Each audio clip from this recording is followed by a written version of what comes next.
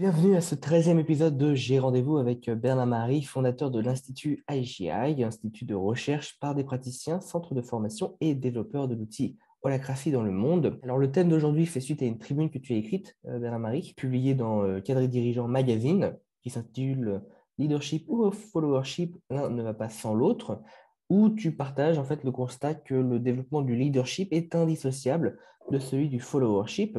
Nous allons donc voir ça tout de suite. Un mot pour commencer, Bernard-Marie? Bonjour à toutes, bonjour à tous. Je suis ravi d'être avec vous sur ce thème que j'apprécie particulièrement. Parfait. Et donc, première question tout de suite.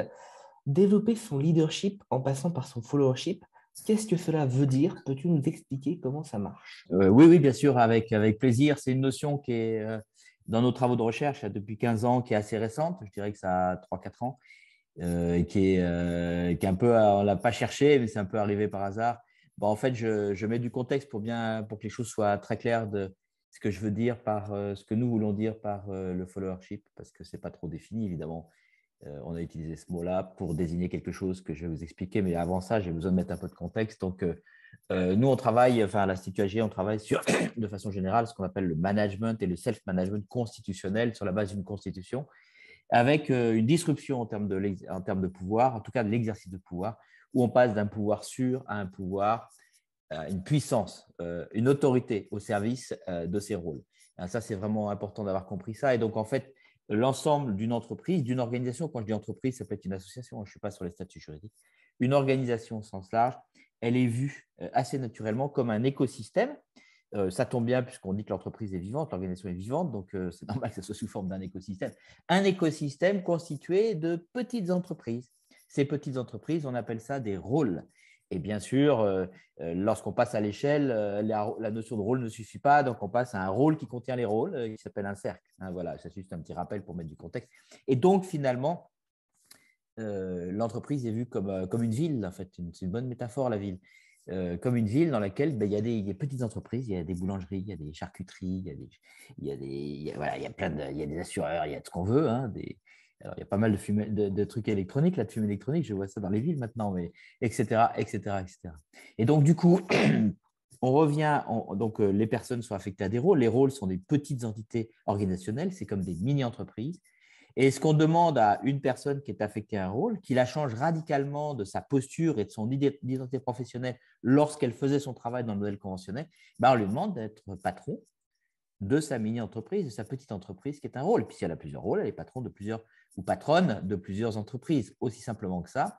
Et donc, du coup, ça change complètement la posture et ça la met dans une posture à la fois de fournisseur. Elle fournit, si je prends le cas du boulanger, voilà, elle fournit du pain et donc elle a des redevabilités dans son rôle qui correspondent à la vitrine. Et puis, donc, elle est fournisseur et donc elle a des clients qui viennent acheter du pain dans sa boulangerie. Voilà. Alors, la notion de followership, c'est une notion basique dans le monde en dehors de l'entreprise. Si je prends par exemple une équipe de foot, on travaille qu'avec ça. Ce qui n'est pas le cas dans les entreprises. Dans une équipe de foot, si par exemple tu as la balle qui t'arrive dans les pattes, alors je frime avec le foot, alors que je ne suis pas du tout un footeux, mais bon, c'est pas grave, ça, la métaphore m'arrange. Bon, imaginons, il faut vraiment imaginer. La balle m'arrive dans les jambes et je suis sur le terrain adverse, comme ça qu'on dit. Je pourrais tirer. J'ai un angle et que je pourrais tirer. Mais moi, je ne suis pas le buteur. C'est-à-dire que mon rôle à moi, c'est d'être avant, mais je ne suis pas un buteur. Je n'ai pas la compétence qui fait de moi un buteur. Il y a un rôle de buteur. Et donc, je ne vais surtout pas tirer. Hein, si j'étais seulement un leader, je tirerais. J'ai une fenêtre de tir et puis voilà, je tirerais. Non, non, non. Je suis plus malin que ça. Avant de tirer, je me pose la question, est-ce que je suis la meilleure personne pour tirer? Et la réponse, évidemment, non, puisqu'il y a un rôle de buteur. Alors, je vais continuer. Puisqu'il y a un rôle de buteur, je vais regarder où est le buteur. Est-ce que le buteur est suffisamment à proximité pour que je puisse lui faire une passe sans risque, sécurisé? C'est-à-dire qu'il a une chance très, très forte de récupérer le ballon, parce que sinon, c'est idiot. Première question. Et deuxième question, est-ce que le buteur lui-même est à un angle de tir qui est bon? Si la réponse aux deux questions est oui, eh ben, je lui passe la balle. Donc, j'agis en tant que follower. Je passe la balle à celui qui est réputé meilleur que moi pour faire le job. Dans une entreprise, ça veut dire quoi? Et c'est jamais fait, c'est rarement fait dans une entreprise. Ça veut dire qu'avant de faire quoi que ce soit, et j'avais encore une discussion avec un patron hier sur le sujet, avant de faire quoi que ce soit, même si le mail est arrivé à moi, c'est pas parce que le mail est arrivé à moi, alors je ne parle pas français là, mais c'est pas parce que le mail m'est arrivé que je dois faire le truc. C'est quoi ce truc? Non, c'est parce que quand le mail m'arrive ou le message que vous voulez, un truc m'arrive, avant de faire et de sauter sur l'action, eh ben, je discerne. Je discerne et je me pose la question, est-ce que ce truc-là, est-ce que je suis la meilleure personne pour le faire? Alors, si on prend mon langage holacratique, est-ce que ce truc-là concerne l'un de mes rôles? Ce n'est pas pour rejeter la patate chaude, comme on dit. Pas du tout. Au contraire, c'est au service d'organisation. Écoutez la suite. Si ce truc-là ne concerne aucun de mes rôles, ben, je vais évidemment le passer à celui dont c'est le rôle, parce qu'il n'est pas là par hasard, évidemment. Donc, s'il est dans ce rôle pour faire ça, c'est qu'il est meilleur que moi pour le faire. Un peu de bon sens. Et on arrive à des aberrations. Enfin, c'est du bon sens. C'est comme si tu vas chez le boulanger et tu demandes, je veux des saucisses. Ben, heureusement que le boulanger va dire, non, non, ici, on ne vend pas de saucisses. Et je t'indique l'adresse du charcutier. Ça, c'est du followership. Et dans le modèle conventionnel, ce réflexe n'est pas acquis. Et ça arrive à des aberrations colossales. Je vais juste raconter une histoire dans une entreprise qui est complètement dingue. Pourquoi? Ça s'est fait comme ça.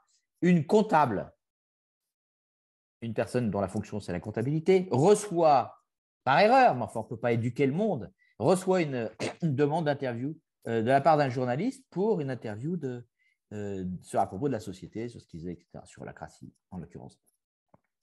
Mais la personne, elle ne s'est pas posé la question. Est-ce que je suis la bonne personne pour répondre? Non, non.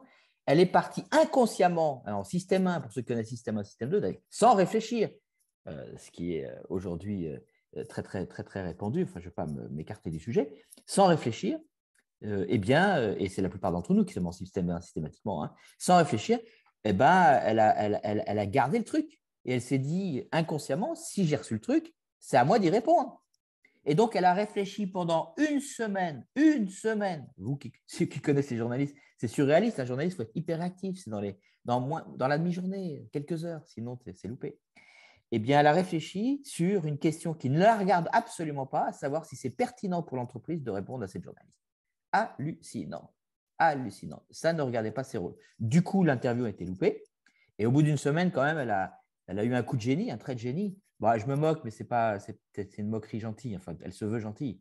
Je trouve ça lamentable, on manque de conscience. Et en même temps, je le comprends parce qu'elle n'a pas la structure de rôle. À l'époque, elle est sur ces réflexes-là dans le modèle conventionnel, c'est comme ça qu'on fait.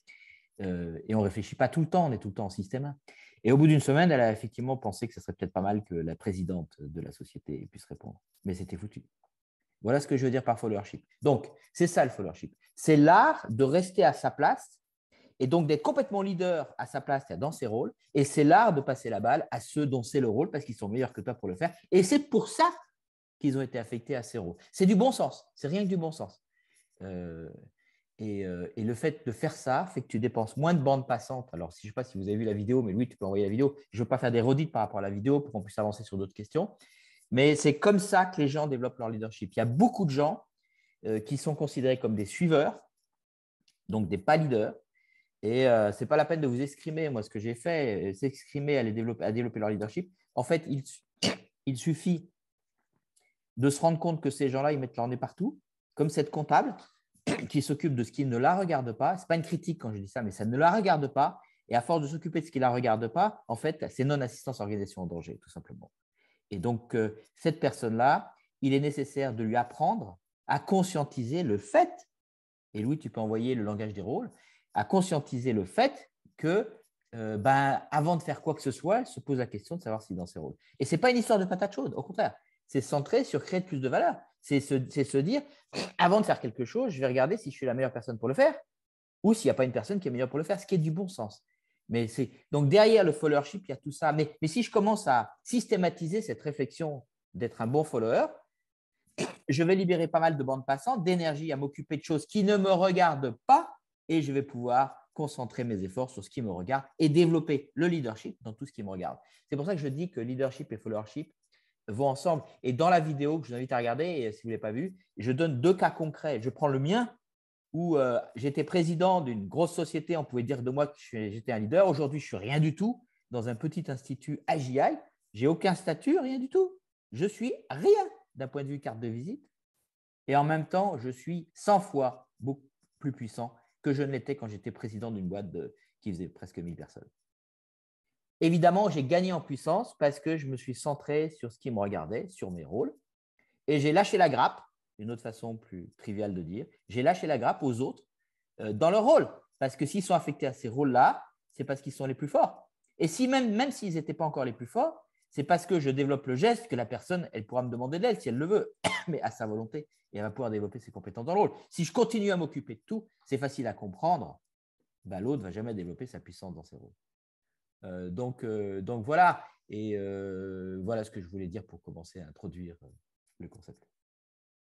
Ah ouais, merci beaucoup pour ce élément de réponse. Et du coup, on a une question de Ivan. Comment valoriser le followership dans la culture d'entreprise où les leaders sont beaucoup mis en avant? Est-ce que c'est l'Ivan que je connais? C'est son nom de famille? Ivan Piolet. Ah, bonjour Ivan. Alors, je connais bien. Du coup, comment valoriser le followership dans le cadre d'une culture? Bah voilà, je crois que j'ai répondu à la question. Je crois que j'ai répondu à la question et il y a plein de réponses à cette question, évidemment. Comment le valoriser? Ben, avec le langage des rôles, par la structure. Ma première réponse, c'est par la structure. Bon, la structure ne fait pas tout, mais sans structure, tu peux toujours t'accrocher. Donc, par la structure, le fait de structurer une structure de rôle, que tout le monde comprenne ses rôles, donc c'est ce que j'appelle le langage des rôles. Et le langage des rôles, c'est la capacité à se poser la question, est-ce que ça concerne voilà ce que je viens de recevoir du monde, hein, de l'entreprise Bondor. Est-ce que ça me concerne? Est-ce que je suis mieux placé pour le faire ou est-ce qu'il y a d'autres rôles pour? Mais pour ça, il faut que je développe, il faut que je regarde. Je ne peux le faire que s'il y a une structure de rôle claire sur un logiciel, Ola Spirit ou Glassfrog ou je ne sais pas quoi. Et ça n'est possible que. Donc, la structure, et d'ailleurs, la structure crée la culture, hein, donc c'est tout à fait logique. Donc, j'ai publié là-dessus. Ça, c'est la première chose. Après, évidemment, cette structure, il faut qu'elle soit respectée. Ça, c'est normal. Et donc, ça prend les anciens boss, les anciens managers, qui sont toujours des managers, mais avec une forme de pouvoir différente, ce qu'on appelle les leaders de cercle. Ça prend des leaders de cercle qui prennent l'habitude de ne pas s'occuper de tout et que quand ils sont sollicités par un collaborateur qui avait l'habitude de les voir lorsqu'ils étaient managers dans le modèle conventionnel, avant de répondre, même mécanisme, c'est ça qui est difficile. Surtout qu'en général, ces managers-là, enfin, s'ils sont des infologios comme moi, ils n'attendent même pas la fin de la phrase parce qu'ils adorent trouver des solutions et répondent du tac au tac à ce qu'ils ont compris et ça marche dans 98% des cas. Non, non, Bernard-Marie, tu te calmes, tu attends d'avoir bien compris ce que demande l'autre et d'abord, avant de répondre, avant d'être sur le contenu, tu vas être sur le contenant. C'est-à-dire, tu vas regarder, est-ce que moi, en l'occurrence, j'ai autorité? Qui a autorité sur le sujet? Qui est le mieux placé de par la structure des rôles? Donc, sans structure, tu peux te rhabiller, ce n'est pas la peine d'y penser. C'est tout l'apport d'une structure de rôle apportée par Holacracy et dont plein d'autres approches se sont emparées. Et ben donc, du coup, ben, tu viens me voir, Louis, et puis moi, je regarde, mais non, mais le sujet, et Louis, sachant que moi, dans mon rôle de leader de cercle, je n'ai aucune autorité sur le sujet que tu évoques, je viens de regarder Glassfrog ou la Spirit, je me rends compte que tu as toutes les autorités sur le sujet, sachant que c'est toi qui as autorité, donc c'est toi qui vas prendre la décision. Comment est-ce que je peux t'aider? Et là, je me mets en posture de follower. Versus ce que j'aurais fait dans le modèle conventionnel, vous allez reconnaître la fois Jojo que j'ai citée, Louis vient me voir, il commence à me poser, etc. Moi, elle commence à parler, je ne le laisse même pas terminer, tellement je suis arrogant inconsciemment, et je crois avoir compris le sujet, et je lui balance 2-3 solutions, parce que c'est ce qui m'a fait grimper les étages. Parce que je suis assez vif là-dessus, j'adore ça. Je suis addict à ça, ou j'étais addict à ça. Et donc, c'était tout un travail sur moi pour de passer d'une addiction à donner des solutions à une addiction à regarder ce logiciel, la structure de rôle, pour vérifier si moi, j'ai autorité ou pas. Et je prétends qu'en fait, le shift, pour répondre à la question d'Ivan, et c'est la posologie que je recommande à tous les managers que j'accompagne, c'est matin, midi et soir, tu fais comme ça. Tu te surprends en flagrant délit de changer ton modèle pour aller vers un nouveau réflexe, une nouvelle addiction, qui est l'addiction de qui est autorité sûre, avant de faire quoi que ce soit. Ça change tout. Mais c'est normal, puisque, en fait, holacracy, management considéré de manière générale, c'est que ça. C'est qu'on crée une structure qui n'est pas au niveau des opérations, on crée une structure de gouvernance qui est quelque chose de non visible, qui n'est pas dans la réalité. On rend visible parce qu'on l'illustre sur un logiciel. Mais cette structure, si on la respecte, la promesse, c'est que les opérations vont être beaucoup plus fluides. Donc, c'est normal, quand on y réfléchit 2 minutes, qu'on fasse passer en premier la réflexion par la structure. En fait, c'est 2 niveaux de réalité. Il y a les opérations et au-dessus, il y a la gouvernance, la structure de rôle, si vous voulez, la structure d'autorité. Mais dans le modèle mental, il faut commencer par la structure, sinon on n'en profite pas. Ce n'est même pas la peine de partir sur ce type de management. Voilà ma double réponse. Alors après, on peut prendre la polarité du collaborateur. Parce que là, j'ai pris la polarité du manager, mais là, on peut prendre la polarité du collaborateur. Le collaborateur, avant d'aller voir son manager ou déférer son autorité sur son équipe, bah, il regarde ses rôles et puis il se pose la question, est-ce que j'ai autorité en la matière? Pareil, le réflexe, est-ce que j'ai autorité en la matière? Et ça, c'est facile, je regarde mes rôles. Et mes rôles me confient des autorités, donc il n'y a plus de silo, il n'y a plus de précaré. En fait, le système, c'est un pouvoir, c'est des autorités au service d'eux. C'est un contexte d'empuissancement, je regarde mes rôles, je regarde la raison d'être et les redevabilités de mes rôles, qui sont autant de missions explicites, qui me donnent la permission explicite, hein, on est vraiment dans les 3 P, permission plus protection donne puissance, qui me donne la puissance, qui me donne l'autorisation pour faire ce que je veux en termes d'action et de projet dans la mesure où ça coïncide avec la manifestation de la raison d'être, donc des actions qui vont dans le sens de la raison d'être de l'un de mes rôles, et où ça coïncide avec la mise en œuvre de l'une de mes redevabilités dans mon rôle. Alors voilà comme je ferai comme réponse, Ivan. Il y a sûrement d'autres choses, mais l'essentiel qui me vient là comme ça, c'est ça. Une prochaine question, donc tu as déjà commencé à y répondre un peu. Comment fais-tu pour accompagner les personnes vers davantage de leadership et qu'est-ce que tu mets derrière le mot leadership? Ah, j'adore ça, parce que finalement, on utilise plein de mots et le champ sémantique est tellement large qu'utiliser le mot sans préciser le sens, c'est de la folie. Moi, ce que j'appelle le leadership, c'est très simple, très, très simple. Mais bien sûr, je parle dans le contexte d'un management constitutionnel, c'est-à-dire qu'une constitution, et pas n'importe quelle constitution, une constitution où il y a des mécanismes pour définir les autorités à travers la notion de rôle. Donc, les personnes n'ont pas autorité directement, c'est les rôles qui ont de la puissance, c'est des rôles qui ont des autorités. Et moi, j'acquiers ces autorités dans la mesure, à partir du moment où je suis affecté à un rôle. Hein. Donc, on a cette intermédiation qui est essentielle pour éviter les jeux de pouvoir et les silos, etc. Comment est-ce qu'on fait? Eh bien, il y a plein de choses à dire là-dessus. Je ne vais pas aller dans l'ordre, mais je vais passer par quelque chose qui est vraiment mon dada en ce moment, que j'appelle l'énergie de la responsabilité. Vous savez, autrefois, on parlait de responsabilité dans le modèle conventionnel, qui n'en était pas, parce que soi-disant que la personne était responsable, mais quand tu regardais de très près, en fait, elle se faisait valider par son manager, donc elle était responsable de rien. Celui qui était vraiment responsable, c'était le manager, même s'il ne travaillait pas, il validait, donc c'est lui qui a la responsabilité. Hein. On se met d'accord. Du coup, ce mot-là, pour moi, je ne l'utilise plus depuis 15 ans. Mais en même temps, j'ai constaté les limites, c'est-à-dire que je pensais naïvement que toutes les personnes allaient se jeter sur le nouveau pouvoir, ou plutôt la nouvelle puissance qu'on leur accordait, que le système leur accordait, en leur confiant des rôles, et ils avaient toute autorité, ce qu'on appelle l'effet Ferrari, pour mener à bien raison d'être et redevabilité d'un rôle, ce que je viens de dire il y a 2 minutes. La réalité, c'est que ça ne se fait pas comme ça. Pour la grande majorité des collaborateurs, il y a une forme d'inertie. Ça ne veut pas dire qu'ils n'ont pas la puissance et la capacité de le faire, mais il y a une inertie qui est facilement compréhensible, qui est liée à la transition, où pendant des années, des décennies, et les générations d'avant, c'est pareil, on ne leur a jamais demandé ça de façon explicite. Ils n'avaient pas la permission. Le manager manageait les personnes. Le manager avait le pouvoir sur les personnes. Et d'ailleurs, il y a des contrats de travail. Ils ont signé des contrats de travail dans la plupart des cas. Bon, il serait temps, à mon avis, qu'on sorte de contrat de travail. Parce que dans le contrat de travail, il y a un lien de subordination. Le contrat de travail a été fait justement pour faire fonctionner comme ça par Fayol-Taylor. C'est une application nécessaire pour faire fonctionner le modèle pyramidal qu'on connaît depuis un siècle. Bref.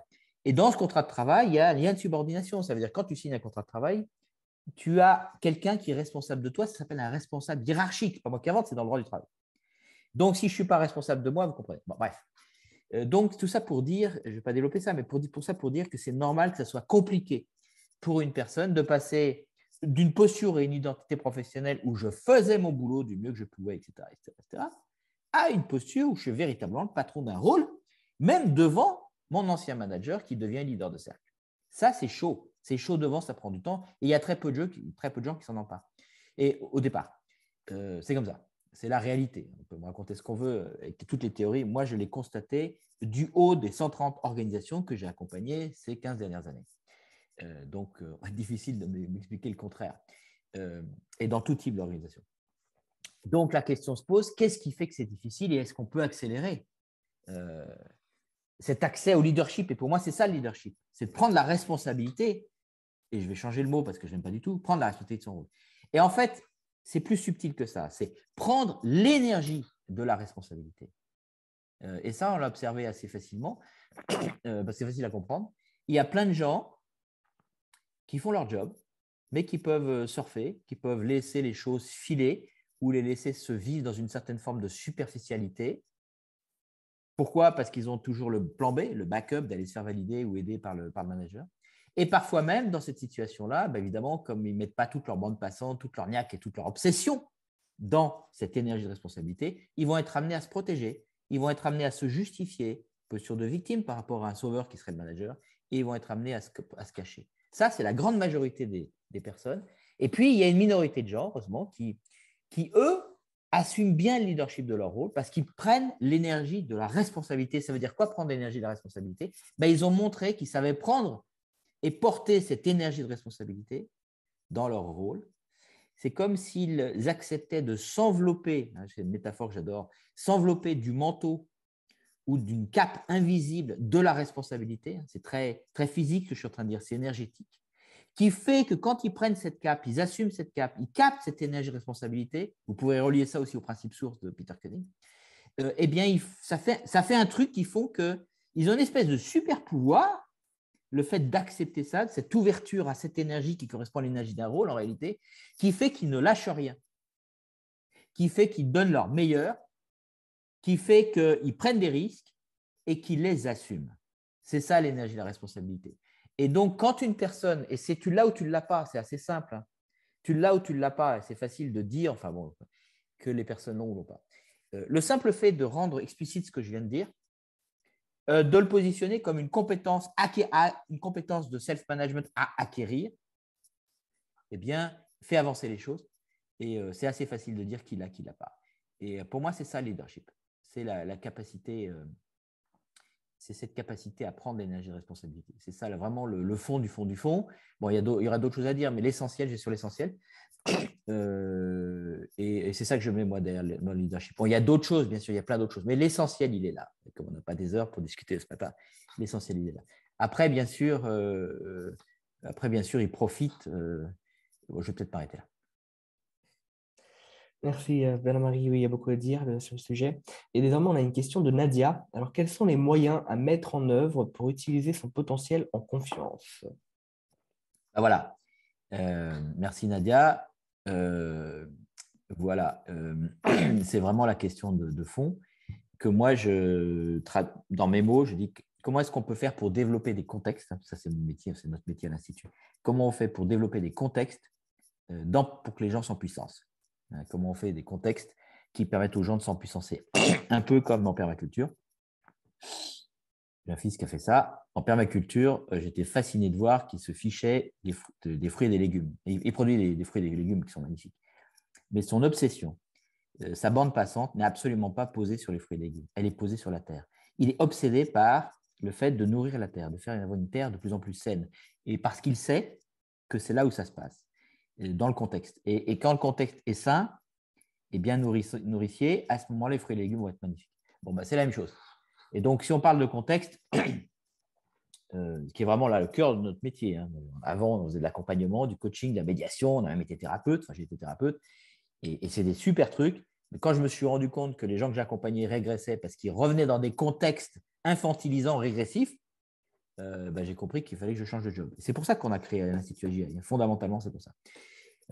Donc, c'est largement complémentaire à des gens qui font du coaching, de la médiation, etc.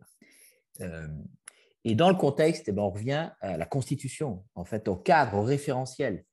Alors, il y a une grosse difficulté parce que qui dit cadre, les gens jugent et projettent et ont tous des biais, la plupart d'entre eux ont des biais cognitifs sur le cadre parce qu'ils projettent sur le cadre tout le mal vécu qu'ils ont eu dans des cadres. Oui, mais ce n'est pas parce que tu as mal vécu dans un cadre qu'il ne faut pas de cadre, simplement, ce n'est pas les mêmes cadres. Donc, la question, c'est comment créer des cadres constituants, hein, donc, les cadres constituants qui permettent, et c'est un peu le même sujet qu'on pourrait avoir au niveau de la nation, mais ce n'est pas le débat là, mais c'est un autre sujet qui m'intéresse. Comment est-ce qu'on peut créer des cadres constituants qui soient vertueux, qui permettent aux gens de s'empuissancer? Bon, ça passe par des mécanismes. Alors, s'il y a des coachs dans la salle ou des RH, ça passe par des mécanismes de permission et de protection, tout simplement, mais qui sont explicites, du genre l'effet Ferrari, c'est-à-dire pardon, j'ai fait allusion à la notion de 3P. Donc, les gens qui ne connaissent pas 3P, c'est les deux premiers P, c'est pour permission et protection. Donc, si tu mets plus de permission et plus de protection de façon explicite, alors tu vas permettre aux gens de faire des shifts, des sauts en termes de puissance. Ils vont gagner en puissance. Hein. C'est un modèle très, très puissant, évidemment, dont s'est emparé Lacratie. En fait, la constitution de Lacratie, c'est que une boîte à tremper. Je vais en citer quelques-uns. Donc, j'ai parlé de l'effet Ferrari. Quand tu as affecté un rôle, on te confie une autorité explicite de faire tout ce que tu fais en ton âme et conscience, j'ai vu, pour manifester la raison d'être et le revêtir de ton rôle. J'en ai parlé, j'en reparle pas. Il y en a une autre qui dit il y a des interdits, évidemment, il y a toujours des interdits dans une entreprise, mais ne sont considérés comme interdits que ce qui est explicite. Donc, tout interdit qui n'est pas explicite n'existe pas. Ça veut dire que toi, quand tu te poses la question de savoir si c'est autorisé ou interdit, tu n'as pas à chercher dans l'opacité de machin, comme j'ai connu dans plein d'entreprises. Non, tu regardes sur ton logiciel, Glassfrog ou Alaspirit, et puis tu regardes s'il y a des domaines ou des politiques qui te l'interdiraient. C'est tout. Donc, ça, c'est un nudge extraordinaire. C'est une protection, une permission qui est extraordinaire. Il y en a une autre qui est fabuleuse, une protection étonnante, qui dit que toute attente implicite ne fait aucun poids. Ça, c'est important. Parce que dans le jeu relationnel avec ton ancien manager devenu leader de cercle, lui, il peut encore avoir de mauvais réflexes et te laisser en sous-sentir dans la politique relationnelle, les dynamiques relationnelles qu'on connaît par cœur, qui sont de l'ordre du pathos, mais dont on a hérité pendant des années. Il n'y a pas de critique là-dedans, c'est juste comme il n'y a pas de cadre, forcément, c'est inéluctable. Eh ben, tu peux sentir des attentes implicites de la part de ton ex-boss. Et avant, si tu voulais conserver ton job, si tu voulais grandir, progresser, machin, tu jouais le jeu. Ou alors, si tu ne progressais pas pareil, je le connais par cœur, hein, ce qu'on appelle la politique dans les entreprises, qui est inévitable. Là, c'est écrit noir sur blanc que les attentes implicites ne font aucun poids. Donc, si votre boss il vous fait comprendre ça, moi, je vais le voir et puis je lui dis, mais sachant qu'il n'y a aucune attente implicite, les attentes implicites ne font qu'un poids, tu t'appuies sur quoi pour me demander ça? Et sachant en plus que moi, je n'ai aucune contrainte pour exécuter tes ordres, qu'ils soient directs ou informels. Voilà. Et donc ça, c'est fondamental. C'est fondamental. C'est écrit noir sur blanc. Et ça rejoint un truc qui est fondamental aussi pour ceux qui nous écoutent, c'est qu'en fait, la plus grosse source de souffrance, comme moi qui le dis, c'est les théoriciens des organisations comme Elliot Jaques, la plus grosse source de souffrance, de loin devant toutes les autres dans les entreprises, dans les organisations, entreprises au sens large, le milieu associatif n'y échappe pas, loin de là, c'est même souvent pire, ou le monde coopératif, ou ce que vous voulez, ou le monde politique, eh bien, c'est les attendus implicites. Alors, l'être humain baigne dans l'implicite. Je parle d'attendus implicites. À chaque fois que je ne rends pas clair. Et on revient à la notion du début qui est facile à comprendre. Vous vous rappelez du modèle mental, je vous propose un écosystème avec finalement, vous êtes fournisseur de vos rôles et vous avez des clients. Eh bien, en fait, on attend de son fournisseur que ce qui est en vitrine. C'est rendu explicite. Si vous êtes chez le boulanger, vous n'allez pas demander quelque chose au boulanger qui n'est pas dans la vitrine parce que c'est ça la promesse, c'est ça le contrat qui vous lie, qui est formalisé. Alors, ce n'est pas une contrat, c'est une vitrine, mais c'est pareil. Si je rentre là-dedans, je peux m'attendre à demander ce qui est en vitrine. C'est tout. C'est comme ça que ça se passe. Mais je ne peux pas avoir des attentes. Je ne vais pas rentrer chez le boulanger avec des saucisses. Il n'y a pas de saucisses en vitrine. On est bien sur le… C'est du bon sens. Sauf que dans le modèle conventionnel, on ne fonctionne pas avec du bon sens. Ouais. Et puis, il y en a d'autres. Il y a la liberté d'agir selon son interprétation. Je lis le logiciel, je fais ma propre interprétation, je lis les règles de la Constitution et j'ai la permission explicite d'agir, de prendre des actions selon mon interprétation. C'est magique. C'est magique. Et puis, j'ai aussi le super pouvoir, lorsque je suis limité dans l'exercice d'un de mes rôles, soit il y a une amélioration potentielle, soit il y a une capacité d'innovation potentielle, de venir modifier la structure des rôles en allant en réunion de gouvernance. Et il y en a plein d'autres des comme ça. Donc, voilà la réponse. Quels sont les moyens mis en œuvre pour utiliser son potentiel de conscience? En fait, en confiance, c'est que ça. En fait, ça, j'ai répondu par la structure parce que sans la structure, ce n'est même pas la peine d'y arriver. Après, c'est sûr qu'il y a aussi le pari de la confiance. Mais le pari de la confiance, il est appuyé par la structure. Et que quand j'affecte quelqu'un, moi, manager, à un rôle, puisque ça fait partie de mes fonctions managériales avec d'un leader de cercle, eh bien sûr, il y a un rituel. Et ce rituel doit être basé sur la confiance. Alors, je ne vais pas développer ça parce qu'on n'a pas beaucoup de temps, mais voilà, pour répondre, alimenter la réponse qui a encore plein de choses à dire à Nadia. On arrive à la fin de notre temps, effectivement. Merci beaucoup, Bernard-Marie. Merci à tous pour votre participation et vos questions. Voilà, sachez que nous organisons régulièrement ces rendez-vous qui ont lieu tous les premiers jeudis du mois. Vous aurez toutes les informations dans l'email de follow-up. Merci infiniment, Bernard-Marie. Je te propose de conclure ce rendez-vous en quelques mots. En fait, c'était intéressant et en même temps, je suis frustré parce qu'il y a plein de choses à dire. On n'a pas parlé, par exemple, de la réunion de triage, qui est une école Parce qu'on aurait pu me poser la question, comment on fait pour développer? D'ailleurs, j'aurais pu répondre à Nadia ça. En fait, la réunion de triage, pour ceux qui l'ont bien compris, et très peu de gens l'ont bien compris, c'est une école qui permet le développement du leadership et du followership. Donc, je suis frustré, j'aurais voulu développer ça, expliquer en quoi ce que je viens de dire est vrai. Mais donc, voilà, ravi. Merci à tous et je vous souhaite une excellente journée. Au revoir. Et au Merci. prochain rendez-vous.